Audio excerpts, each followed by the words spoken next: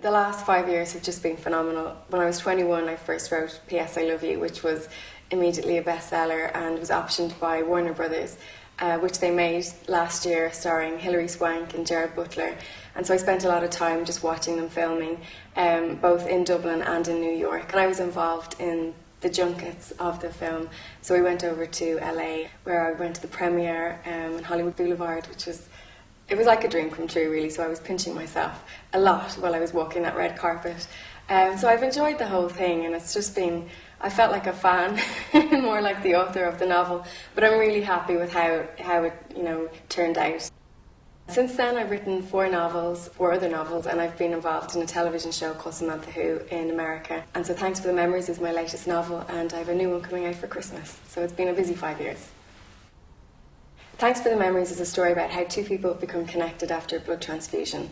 Joyce Conway is the main character, and after an accident in her home is rushed to hospital and has to have a blood transfusion.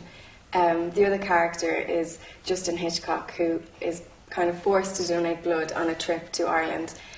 He's a lecturer in art and architecture, and as soon as Joyce wakes up in hospital the next morning, she knows that something is different. She can suddenly speak 4 different languages.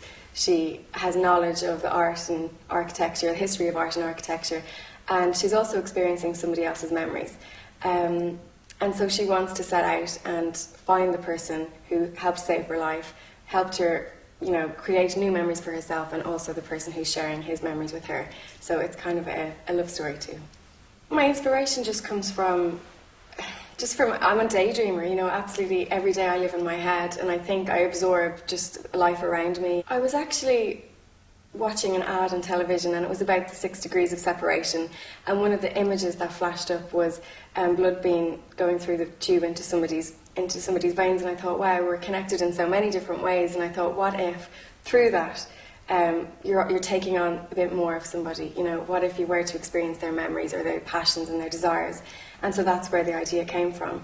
And after that, I saw a documentary on television about people who had had heart transplants, and from that had actually taken on the personalities and some of the desires and tastes of the people who once had hearts. And so I thought it would be a really, really interesting story to tell. And also, it was quite romantic, because if something comes straight from your heart and saves somebody else's life, I thought there was a lovely love story in that too.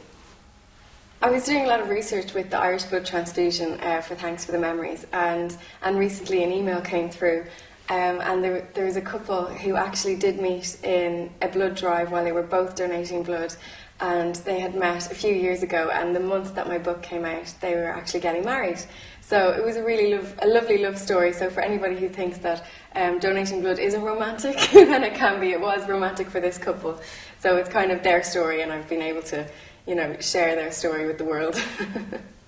I think Thanks for the Memories is really for anybody. I hate to say that my books are just for women or just for women of a certain age. I think if you're interested in a story and you want a bit of escapism, then pick up the book. I think it's a lot of people, men and women of all ages, like to read my novels, and this one is probably more of a love story than my last novel. And I think a lot of people who liked P.S. I Love You have said that they really, really enjoyed Thanks for the Memories. It's been their favourite since. So I suppose if you've been a fan of P.S. I Love You, then you'll definitely like Thanks for the Memories.